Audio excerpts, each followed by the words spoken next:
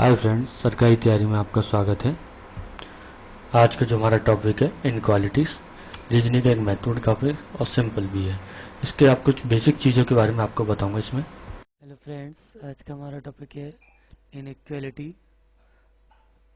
Welcome to the introduction part of the inequality. Okay, देखिए इससे कुछ बेसिक टर्म्स हैं, वो आप पहले पता कर लीजिए। कुछ साइंस है वो, ठीक है। फर्स्ट है ए लेस देन बी। ये साइन होता है आपका, कहीं भी लगाओ, लेस देन का।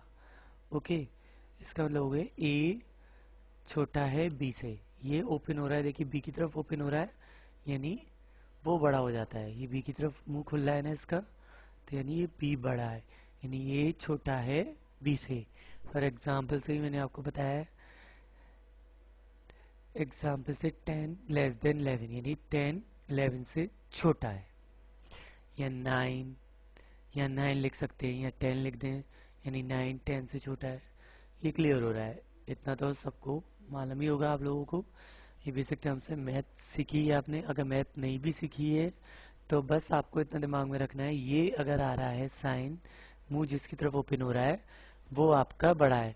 आपको मैथ भी इसकी जरूरत नहीं है, बस इसमें आपको बस ये ध्यान रखना है, ये साइन जिसकी तरफ ओपन हो रहा है वो आपका बड़ा है, उसकी वैल्यू आपकी बड़ी है। Second is A greater than b, यानी ए बड़ा है बी से। यहाँ ए की तरफ ओपन हो रहा है मुंह, इसलिए ए बड़ा है बी से। फॉर एग्जाम्पल 10 ग्रेटर देन 9, यानी 10 बड़ा है 9 से, 10 की वैल्यू ज्यादा है 9 से, ठीक है। Third is A greater than B equal, greater than B और equal B. Third is A greater than and equal B, यानी ए बी से बड़ा है या बराबर है। ए बी से बड़ा है या बराबर है। अगर b की वैल्यू 9 है तो a की वैल्यू 9 10 11 12 या कुछ भी हो सकती है, 9 से बड़ी हो सकती है, ठीक है, लेकिन 9 से छोटी नहीं होगी, ठीक है, क्योंकि इसका साइन a की तरफ ओपन हो रहा है। इसका साइन a की तरफ ओपन हो रहा है, मुंह a की तरफ खुल रहा है, ओके, इसलिए। Next fourth is a less than and equal b, यानी a बी से छोटा है या बराबर है।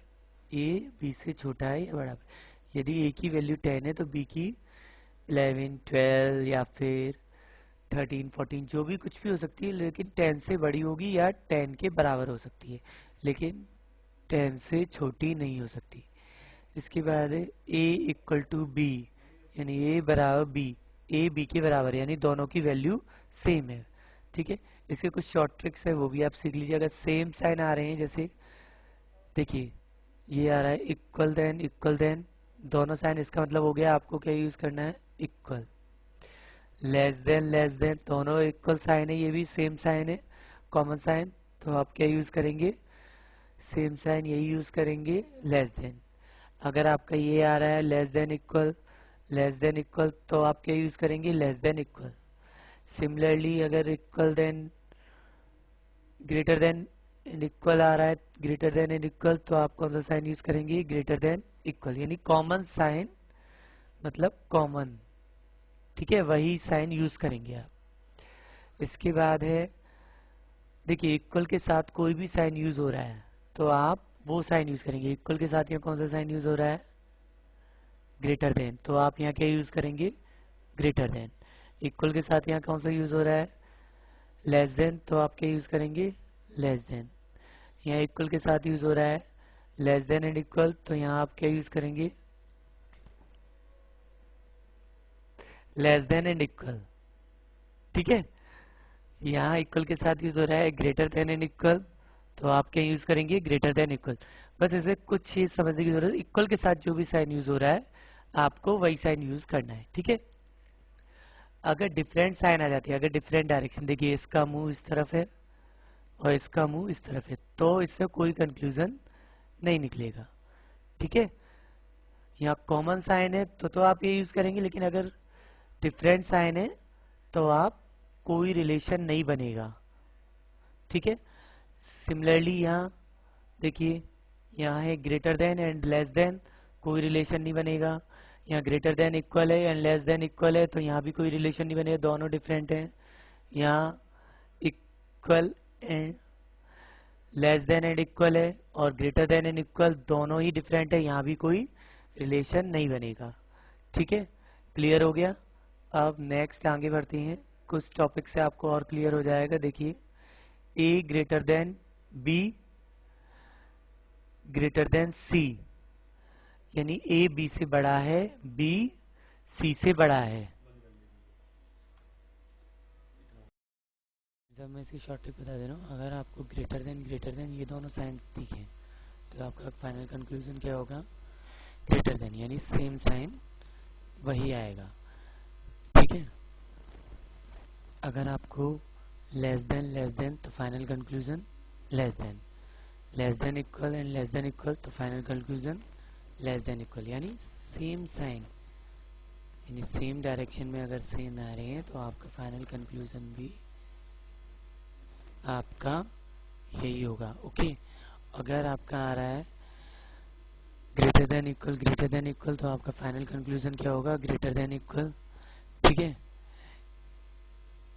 इसके बाद देखिए इक्वल और इक्वल आ रहा है तो आपका फाइनल कंक्लूजन क्या होगा, इक्वल।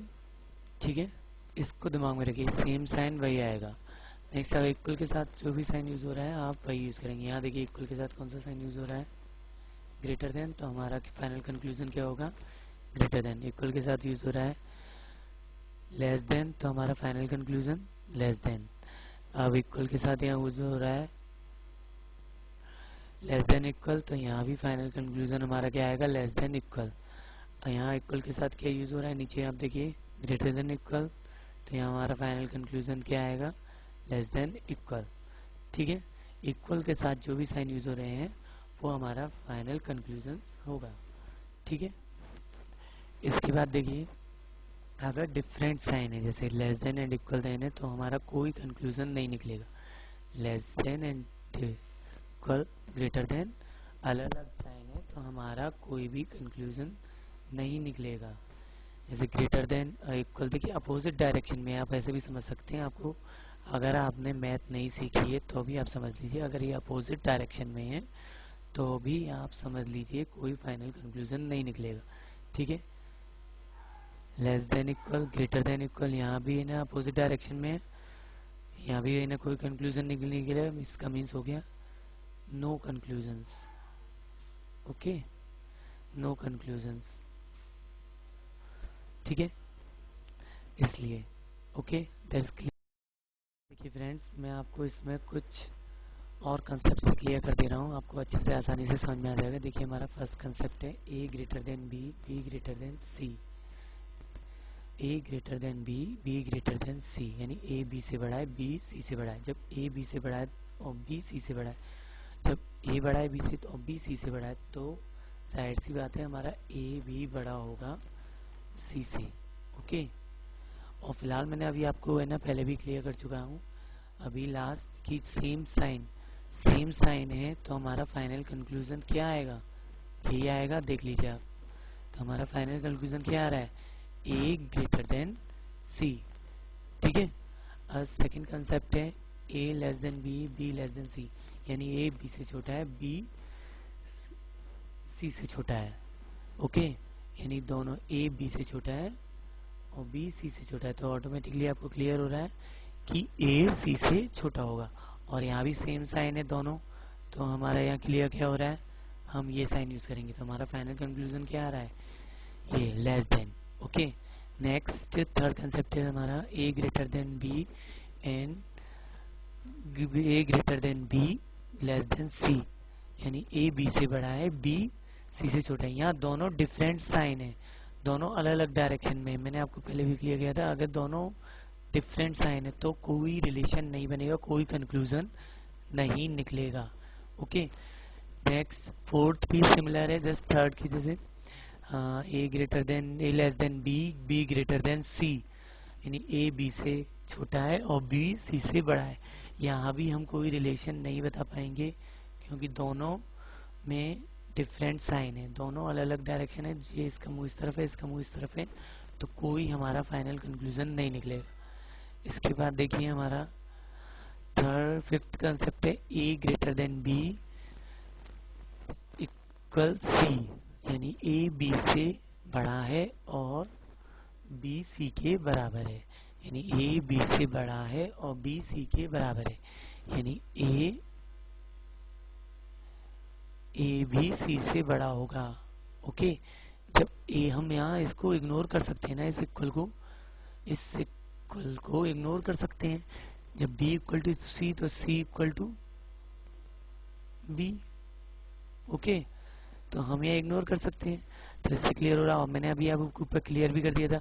इक्वल के साथ जो भी साइन आ रहा है उसे हम लेंगे। यहाँ इक्वल के साथ कौन सा साइन यूज हो रहा है? इक्वल के साथ साइन हो रहे हैं ग्रेटर देन, तो हम ग्रेटर देन साइन यूज करेंगे, इसलिए A greater than C. Next six concept है हमारा a equal to B, B equal to C, यानी a b के बराबर है, b c के बराबर। जब a b के बराबर और b c के बराबर तो ऑटोमेटिकली a c के बराबर है। That's clear. आप इसे नोट कर लीजिए कॉपी पे, जिससे कि आपको।